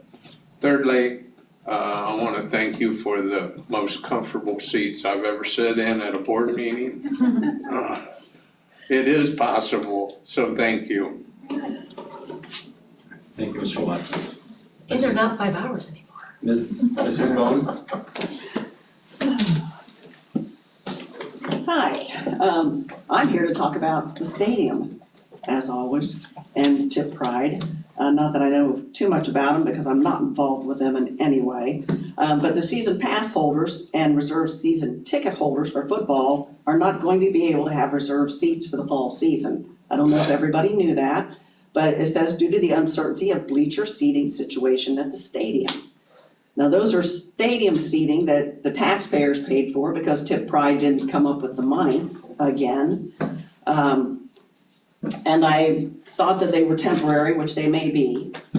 But I'm just, Tip Pride just rubs me the wrong way. They always have since they were started. I never believed that they would be able to pull this off, and they haven't. People have said to me, well, they're volunteers. Well, I've sat in their meetings and down at the Eagles. And I don't know if loose lips sink ships or anything, but as they're talking, I mean, one of their board members came right out and said, I didn't volunteer for this expletive. I was asked to do it. I was approached. So I'm guessing she was probably approached by somebody in the administration here at that time, or somebody from the city to get that stadium project going. But anyway, since November, the taxpayers have paid up until the end of May, almost $9,000 in legal fees, attorney fees for this last little Tip Pride legal situation that they're in right now in Miami County court system. So I don't know how much more money, but I know I don't want to throw any more money at this situation, and I don't think anybody else should have to. Tip Pride needs to clean up their act, and if they're walking away, which I believe they are, I believe they already have walked away. They talked about a golf outing back in January and February, and it's on their website, and that's as far as it went, an announcement. So I believe they've walked away from this. I believe that the Tipp School needs to just say enough is enough. Look at the design. If this design is adequate for what we need right now, stop. Just stop paying for it, stop doing anything, and let it stand the way it is. We do not own that land. We do not. So as a taxpayer, I don't know, I would not go out and rent a house and change everything in it at my expense because I'm not the owner. So I don't know why we're down there at the field pouring the taxpayer money into something we don't own. But I still think a policy needs to be in place, and as I said before, I talked with Norm at Neola, there is no policy around there to prevent groups from coming in and then it ending up being taxpayer money poured into these situations.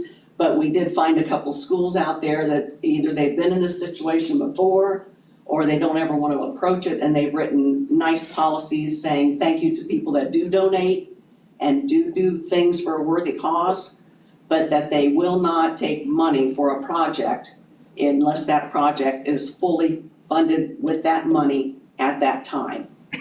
So that there is no taxpayer money coming into that people don't know about. So I just want to remind you, I am never going to back down from Tip Pride, and I am never going to stop talking about them. I want the sheet pulled back off of them because I think they've done some things that are not very honorable. And I absolutely want a policy written by the school board. Ann and Amber, I know you're both on the policy committee, and I will send you some of the things that Norm and I found. Thank you. Because I think a policy needs to be put in place so this doesn't happen again. It happened once at the track, but that wasn't as much money. But here we are at the stadium now, and it's too much money. So, thank you, and know that if you need anything about Tip Pride that I know about, I'll give it to you, but I don't know everything. And I do wanna say also, their donor forms, I know they said that you had all of them. I don't believe you do, and I used their tax forms to look at that. If their tax forms are any indication where they've put in some things into their tax forms about money coming in doesn't match money that comes off of their donor forms into those boxes. So there's no way the school has all of the donor forms, so when they say that the school's liable, in Michelle's letter, I think, email she sent through Facebook back to the school when this legal stuff started with them. She said the school was responsible. I don't know how the school's responsible when you don't have the information. So thank you. Thank you, Ms. Bone. Thank you. Next item is 11A, list of suggested future agendas. Are there any other suggestions? Mrs. Zakor? I would like to see the table of contents added to the board docs. And that approved, wrapped up, we've been talking about it. And I will bring you in a copy of what that will look like at the next meeting, and you will love it. And you'll say, oh yeah, we can do this, it's great. Costs the district no extra money, it's just a great snapshot of every policy in that particular section, like the 5,000s, which is very extensive. And so you don't have to scroll and scroll and scroll, you just get a quick content of every policy there, and then you decide, I think I wanna look at that one, that's the one I need to investigate. So if we get that done, we approve it, I already talked to Dr. Burkhardt, we've already heard this, our board's heard this, we can add that at no cost. Any new policies that we do add, we would have to inform Neola so they can add it to that content page. So yes, Mr. Patry, I'd like to see that as a future agenda item. So, Once you get with me to, I think, see, didn't you already meet with Liz and Mark Stefanik on that? We talked, We did, we had but a, just so, got- it's real just- quick, yeah, we had a communications meeting, cause Ian and I were the communications, Yeah. like maybe 9 months ago. And I feel bad because I thought this was done, so I So feel bad you- like I didn't follow up. I will, well, we Thought can, it it's was just already like done. anything, there's Okay. so many things pop up. You can go to Cincinnati Public Schools and you will see that there, Yeah. that's how I discovered it. Wow. And it's fascinating, Sure. Cincinnati Public Schools does not use Neola, they do their own. Yeah. And so that's when I talked to Norm about it, and he said, oh yes, we can put that in, no problem. yeah, let's just meet and see if we can get this taken care of. You'll like it, It's, yeah, you will like it, you'll love it actually. you had a great And I think the staff, I think everybody will love it. so Mrs. Zakor, I think Ms. Moran's thought is best is be with him. I don't think any board member has an objection to the table of contents.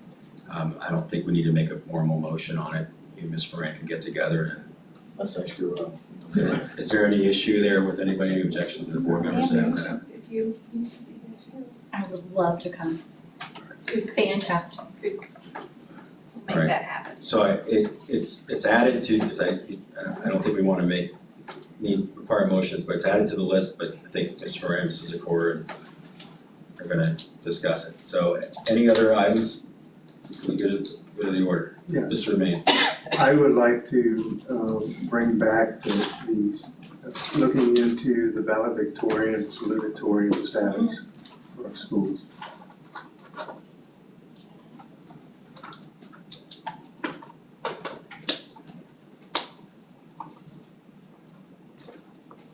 Thank you. Anyone else? All right, and just so everybody knows, the way I view my role as the president is to cooperate with Ms. Moran on these agenda items. And so the running list is there. I trust and I give him discretion to see when he thinks there's time and germane to put those into it. If there's ever somebody that wants to bring it to a head before it's brought on by that process, any board member can make a motion to amend the agenda to add that to the agenda. That's seconded by another board member. Okay. Any other additions to the agenda? Suggested items for future agendas. Alright. With that, upcoming meeting, August 1st will be our work session here at the Board of Education beginning at 5 p.m. and our next regular board meeting will take place on Monday, August 28th at the Board of Education at 6 p.m. And I would entertain a motion to adjourn. I move. Motion by Mrs. Zakor. Is there a second? I'll second. Second by Mrs. Drum. Any discussion? Mrs. Fox, please call the vote. Zakor, Yes. Drum, Yes. Dunaway, yes. Baines, Yes. Patry. Yes. Motion passes. We are now adjourned. Time is 8:14. So thank you. And thank you for everybody who came out to watch our meeting today. Thank you guys.